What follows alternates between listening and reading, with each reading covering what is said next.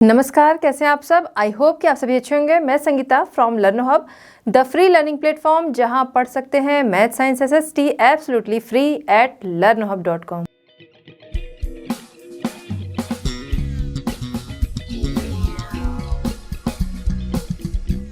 बच्चों, आज हम डिस्कस करेंगे NCERT solutions for class 9। Topic हमारा है people as resource, question number 1 to 7।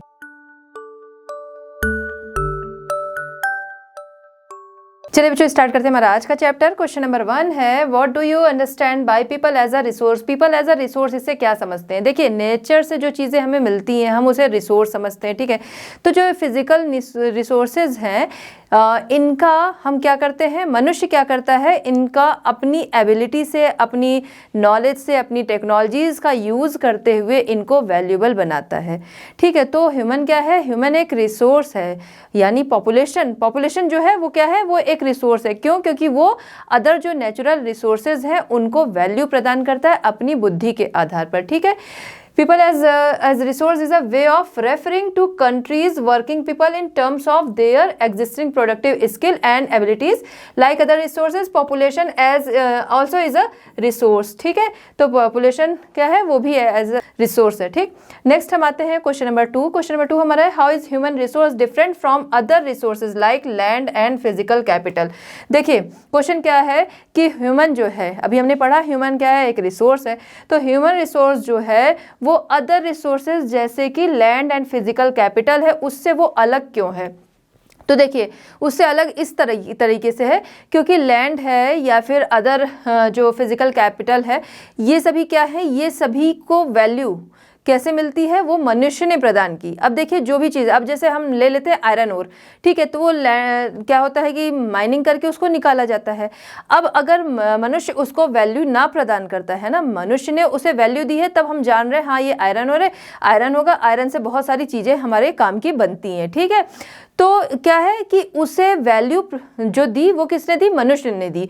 जो भी नेचर में हम देख रहे हैं, जो भी रिसोर्सेज हैं, अगर मनुष्य ने उनको वैल्यू ना दी होती तो हमें पता भी नहीं चलता ये कोयला है, ठीक है, ये कोल है, तो कोल का क्या यूज़ है, वो तो ज़मीन में पड़ा है अपना, ठीक है। तो मनुष्य ने क्या किया, उसे अपनी टेक्नोलॉजीज़ का, अपनी बुद्धि का यूज़ करते हुए उसे वैल्यू प्रदान की। इसलिए मनुष्य जो है, इसलिए ह्यूमन रिसोर्स जो है वो अदर रिसोर्सेज से डिफरेंट है, ठीक है, क्योंकि उसने क्या किया, अदर को वैल्यू प्रदान की। और सब जो रिसोर्सेज होते हैं वो अपने से अपने को वैल्यू नहीं दे सकते, बट मनुष्य जो है वो अपने को तो वैल्यू देता है और साथ ही साथ अदर रिसोर्सेज जो हैं उनको मनुष्य ने, ह्यूमन ने क्या किया है कि उन्हें वैल्यू दी है। इसलिए ह्यूमन क्या है कि डिफरेंट रिसोर्स है, ठीक है। Just as land, water, minerals etcetera are valuable natural resources, in the same way human are also a valuable resources, ठीक है। तो जिस तरीके से ये सारे रिसोर्सेज है उसी तरह ह्यूमन भी है, लेकिन वो डिफरेंट कैसे है, but human resources are superior to other resources because they are used and make them valuable, ठीक है, क्योंकि वो उसे यूज करते हैं और वैल्यूबल बनाते हैं। चलिए बच्चों, देखते हैं क्वेश्चन नंबर 3। क्वेश्चन नंबर 3 हमारा है, what is the role of education in human capital formation. Human capital formation में एजुकेशन का रोल बताना है। तो एजुकेशन का इसमें बहुत बड़ा रोल है। क्यों? क्योंकि हमने देखा है कि जो अच्छी जॉब होती है, अच्छी सैलरी होती है, वो किसे मिलती है, जिसकी एजुकेशन क्वालिफिकेशन अच्छी है उसी को, ठीक है। तो एजुकेशन के बल पे लोग क्या करते हैं, जॉब पाते हैं और सैलरी पाते हैं, ठीक है। तो क्या है, ह्यूमन कैपिटल फॉर्मेशन के लिए ये हेल्प करता है, ठीक है। Education increases the efficiency of the workers, ठीक है।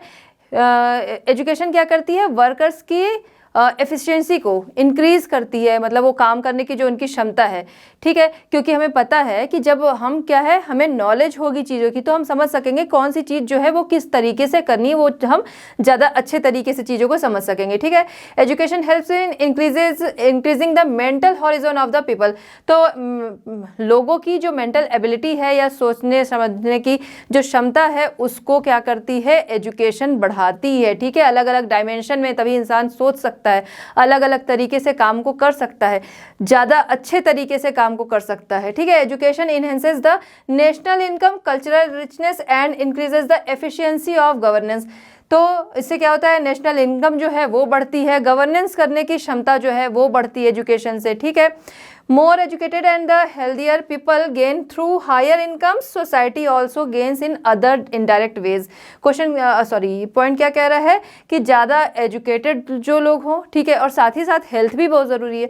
तो अच्छी हेल्थ है, अच्छी एजुकेशन है, तो ऐसे लोग क्या करते हैं कि ऐसे लोग जो होते हैं हायर इनकम पे तो होते ही हैं, साथ ही साथ अपने समाज को भी अच्छा रखते हैं, सोसाइटी को भी अच्छा रखते हैं अलग अलग वे में, ठीक है। चलिए बच्चों देखते हैं क्वेश्चन नंबर 4। क्वेश्चन नंबर 4 हमारा है, what is the role of health in human capital formation. Human capital formation में हेल्थ का क्या रोल है, ठीक है, बहुत ही इंपॉर्टेंट रोल है। अभी हमने एजुकेशन का रोल देखा, अब हम क्या देखेंगे, हेल्थ का। देखिए हेल्थ अच्छी होगी तभी हम क्या करेंगे, एजुकेशन भी ले सकेंगे, है ना। हेल्थ अच्छी होगी तभी इंसान जो है वो ज़्यादा सही तरीके से पढ़ाई कर सकेगा, ठीक है। The role of health in human capital formation is very important. A healthy person is able to do more work, ज़्यादा वर्क करने के लिए वो एबल रहेगा, क्योंकि कि वो उसकी हेल्थ अच्छी है, ठीक है, उसे कोई प्रॉब्लम नहीं है तो काम कर सकेगा। Good health gives a person the ability to fight disease, ठीक है, डिजीज से फाइट करने के भी क्या होगा, उसको वो पर्सन जो है वो एबल रहेगा। जैसे अगर हम बात करते हैं ना, हम लोग कहते हैं कि अगर इम्यूनिटी अच्छी है तो हम इस इलनेस से, इस डिजीज़ से लड़ सकते हैं, इससे फाइट कर सकते हैं। तो अच्छी हेल्थ होगी तभी हम किसी डिजीज़ से फाइट कर सकेंगे, वरना क्या होता है कि वो अगर कोई किसी की कह सकते हैं इम्यूनिटी नहीं अच्छी है, अच्छी हेल्थ नहीं है, उसी पे अगर उसको कोई प्रॉब्लम हो गई, कोई इलनेस हो गई, तो क्या होगा कि उस पर वो ज़्यादा तेज़ी से अटैक करेगा, ठीक है, ज़्यादा उसे प्रॉब्लम होगी और उससे फाइट कैसे कर सकेगा, अगर वो पर्सन क्या है, अच्छी हेल्थ है तो। अ healthy person has more energy and stamina, ठीक है, तो हेल्दी पर्सन जो होते हैं उनके पास एनर्जी और एंड स्टेमिना जो है वो ज़्यादा होता है, जिससे वो ज़्यादा से ज़्यादा काम भी कर सकते हैं और बेटर तरीके से कर सकते हैं। Human development comes from good health and education. Human development जो है वो कैसे आता है, गुड हेल्थ और एजुकेशन से आता है। सही है कि गुड हेल्थ है, एजुकेशन है, तो उससे क्या है कि जॉब भी मिल जाएगी, काम भी अच्छे तरीके से हो जाएंगे, तो डेवलपमेंट जो है वो अपने आप उनकी वजह से होगा, ठीक है। What part does health play in the individuals working life, 5th question आपका है, ठीक है। इंडिविजुअल्स वर्किंग लाइफ में हेल्थ कौन सा रोल प्ले करता है या कौन सा पार्ट प्ले करता है, देखिए लगभग वही चीज़ है, तो बहुत ही इंपॉर्टेंट पार्ट यहाँ पर प्ले करता है। देखिए महात्मा गांधी कहते थे ना कि स्वस्थ शरीर में ही स्वस्थ मस्तिष्क रहता है, ठीक है। अगर स्वस्थ शरीर है तभी क्या है, माइंड जो है वो हेल्दी होगा तभी, और माइंड हेल्दी होगा तभी वो सही तरीके से काम कर सकेगा, ठीक है। यानी कि हेल्थ को सही रखना ज़रूरी है, ठीक। If a person is healthy then he will be able to do his work better, ठीक है। अगर वो हेल्दी है तो अपने काम को ज़्यादा अच्छे तरीके से कर सकेगा, ज़्यादा अच्छे तरीके से कर सकेगा तो क्या, उसकी वर्किंग लाइफ जो है वो बेटर तरीके से चलेगी, ठीक है। The working capacity of a healthy person is more than that of an unwell person, ठीक है। तो अनवेल पर्सन की अपेक्षा अगर हम देखेंगे तो हेल्दी पर्सन की वर्किंग कैपेसिटी जो होती है वो क्या होती है, ज़्यादा होती है, ठीक है। He can do more and better work than an unwell person, वो ज़्यादा काम कर सकेगा अनवेल पर्सन की तुलना में। Whose influence is seen in his success, तो उसका ये जो काम है, ठीक है, उसका जो इन्फ्लुएंस है कि उसकी हेल्थ अच्छी है तो उसके सारे काम अच्छे रहे, वो उसकी सक्सेस में दिखेगा, ठीक। उससे क्या होगा कि काम उसका जल्दी होगा, बेटर होगा, तो उससे क्या होगा, उसको सक्सेस मिलेगी। So good health is very important for human being, ठीक है। तो गुड हेल्थ जो है वो बहुत ही ज़रूरी है और वो बहुत ही इंपॉर्टेंट रोल प्ले करती है, किसके लिए, इंडिविजुअल्स वर्किंग लाइफ के लिए, ठीक है, लोगों की लाइफ के लिए, वर्किंग लाइफ के लिए बहुत ही इंपॉर्टेंट रोल प्ले करती है हेल्थ। चलिए बच्चे देखते हैं क्वेश्चन नंबर 6। क्वेश्चन नंबर 6 हमारा है, what are the various activities undertaken in the primary sector, secondary sector and tertiary sector. Question क्या कह रहा है, वेरियस एक्टिविटीज आपको बतानी है primary, secondary and tertiary sector की, ठीक है। अगर हम देखें तो जो हमारी इकोनॉमिक एक्टिविटीज़ हैं उनको 3 सेक्टर्स में डिवाइड किया गया है, जो आपका प्राइमरी, सेकेंडरी एंड टर्शरी है, जिसके आपको वेरियस टाइप्स अब बताने हैं। तो अगर बात करें प्राइमरी सेक्टर, ठीक है, प्राइमरी सेक्टर जो कि क्या होता है, हमें चीज़ें नेचर से मिलती हैं, रॉ मटेरियल होते हैं, फिर आगे उनसे हम तरह तरह के काम लेते हैं, लेकिन क्या है, जब हमें नेचर से मिल रही है वो हमारा प्राइमरी एक्टिविटीज़ में आता है। जैसे कि हमारा हो गया एग्रीकल्चर जैसे कि हो गया हमारा agriculture, fishing, mining and quarrying, ठीक है, ये भी इसी में आता है। इसके अलावा आपका पोल्ट्री हो गया, फॉरेस्ट्री हो गया, एनिमल हस्बेंड्री हो गया, ये सारी चीज़ें जो हैं वो आती हैं आपकी प्राइमरी सेक्टर। फिर बात करते हैं हम सेकेंडरी सेक्टर। सेकेंडरी सेक्टर, इसमें ज़्यादातर यूज़ क्या होता है, जो प्राइमरी सेक्टर का रॉ मटेरियल होता है उससे कुछ ना कुछ बनेगा, ठीक है। तो यानी कि सेकेंडरी सेक्टर जो है वो मैन्युफैक्चरिंग इंडस्ट्रीज़ वाला सेक्टर आता है कि वहाँ पर चीज़ें बनती हैं। जैसे शुगर केन है, उससे शुगर बन रही है, जैगरी बन रहा है। कॉटन है, कॉटन से थ्रेड बन रहा है, क्लॉथ बन रहा है, ठीक है। वुड है, वुड से फर्नीचर बन रहा है। तो मेन क्या है, जो सेकेंडरी है, सेकेंडरी सेक्टर में मैन्युफैक्चरिंग वाली चीज़ें आती है, ठीक है। तो manufacturing is included in the secondary sector. Tertiary sector की बात हम लोग करें तो टर्शरी सेक्टर जो कि क्या करते हैं, सर्विसेज प्रोवाइड करते हैं, ठीक है। यहाँ पर हमें रॉ मटेरियल मिल रहा है, यहाँ मैन्युफैक्चरिंग हो रही है। एंड टर्शरी क्या है, मेन इसका इसमें आते हैं सर्विसेज प्रोवाइड करते हैं। जैसे कि हम देखें ट्रांसपोर्टेशन है, ठीक है, टूरिज़्म है, लॉयर, डॉक्टर, टीचर, ये सभी क्या कर रहे हैं, सर्विसेज प्रोवाइड कर रहे हैं, ठीक है। तो ये सभी किस में आते हैं, टर्शरी सेक्टर में, ठीक। Trade, transport, communication, banking, education, health, tourism, services, insurance etcetera are included in the tertiary sector, ठीक है। तो ये सभी हमने जान लिए कि किस सेक्टर में क्या चीज़ें आती हैं। चलिए बच्चों देखते हैं क्वेश्चन नंबर 7। क्वेश्चन नंबर 7 हमारा है what is the difference between economic activities and non economic activities, ठीक है। तो यहाँ पर क्वेश्चन क्या कह रहा है, इकोनॉमिक एक्टिविटीज और नॉन इकोनॉमिक एक्टिविटीज के बीच में आपको डिफरेंस बताना है। देखिए नाम से पता चला, economic activities and non economic activities, ठीक है। इकोनॉमिक यानी कि जो क्या है, इकोनॉमी से जुड़ा हुआ है। नॉन इकोनॉमिक यानी कि जो इकोनॉमी से नहीं जुड़ा हुआ है, ठीक है। तो इकोनॉमिक एक्टिविटीज यानी कि जो वो एक्टिविटीज जो कि क्या करती है, कंट्री के इकोनॉमिक सिस्टम में कंट्रीब्यूशन जहां पर रहता है, यानी कि ऐसे काम जिसके बदले में लोगों को इनकम मिलती है, वो इकोनॉमिक एक्टिविटीज कहलाते हैं, ठीक है।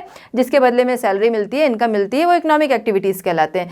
Economic activities those activities which contribute to the economic system of the country are called economic activities, ठीक है। as any work is done for income it includes the activities of all the three areas, ठीक है। all the three areas का मतलब economic sector जो हम लोग देखते हैं, जो हम लोगों ने डिस्कस किया, प्राइमरी, सेकेंडरी एंड टर्शरी, ठीक है। तीनों सेक्टर जो हैं उनकी बात है कि जहाँ पर ये तीनों सेक्टर मतलब इसमें इकोनॉमिक एक्टिविटीज़ जो हैं इसमें ये तीनों सेक्टर आते हैं, ठीक है। ऐसा नहीं कि केवल प्राइमरी आ गया, सेकेंडरी टर्शरी नहीं आया, या सेकेंडरी टर्शरी आते हैं, प्राइमरी नहीं। इसमें तीनों आते हैं। क्यों? क्योंकि तीनों से क्या होता है, इनकम लोगों को मिलती है। ये इकोनॉमिक एक्टिविटीज़ हो गई।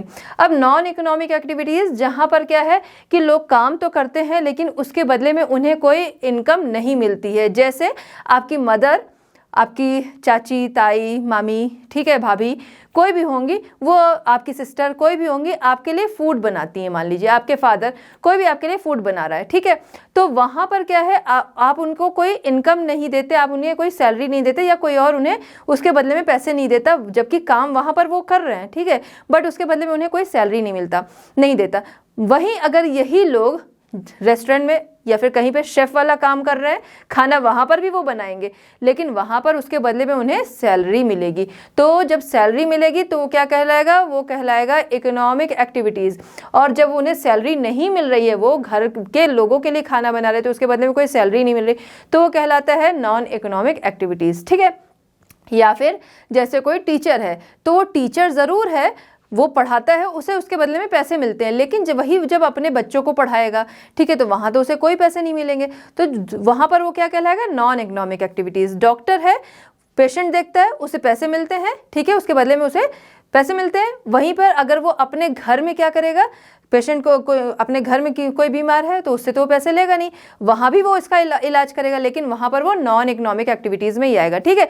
तो समझ में आ गया, जहाँ इनकम से जुड़ा हुआ है वो आपका इकोनॉमिक एक्टिविटीज़, और जहाँ इनकम नहीं हो रही है वहाँ पर नॉन इकोनॉमिक एक्टिविटीज़। तो बच्चों यहाँ पर हमारा ये वीडियो कंप्लीट होता है। इस चैप्टर के और सॉल्यूशंस के लिए हम मिलेंगे नेक्स्ट वीडियो में at learn hub. Learn hub free है पर बेस्ट है।